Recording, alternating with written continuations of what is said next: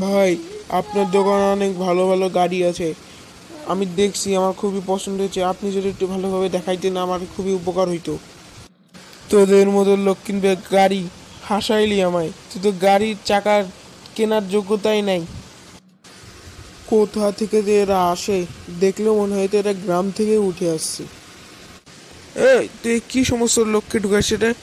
এগুলো তো গরিব ফরিবদের তুই দোকানে ঢুকাস খেলি, এরপরের ছেলে ঢুকাইতে দেখি না, তাহলে তোর চাকরি নট।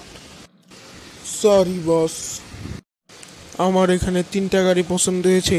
এই 3টা গাড়ির দাম কত? কি, আপনি নেবেন 3টা গাড়ি? হ্যাঁ, আমি 3টা গাড়ি নেব। ঠিক আছে, ক্যাশে টাকা দিবেন নাকি কার্ডে টাকা দিবেন? আমি ক্যাশে টাকা দিচ্ছি, তোমরা আমার গাড়িগুলো বের করো। Okay sir. স্যার, একটু আগে যে লোকটা আসছিল না, সে তো পাশের দোকান দিয়ে গাড়ি কিনেছে। মোট 1,80,000 টাকার গাড়ি কিনেছে। কি কর, লোকটা তাহলে এত বড় লোক?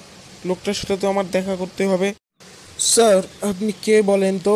আমি তো আপনাকে চিনলাম না। তুমি হামাক চিনা কি করবা? তুমি তো পোশাকের বিচার করো। ভালো পোশাক পরলেই কি সে বড় লোক হওয়া যায়? নর্মাল পোশাক পরলে কি সে বড় লোক হয় না? স্যার, আর লজ্জা আমাকে দিয়েন না। স্যার, এবার বলুন আপনি কে? তোমার বাবা যে কোম্পানিতে চাকরি করে, আপনি কি আমার বাবার সাথে চাকরি করেন? না, আমি ওই কোম্পানিরই মালিক।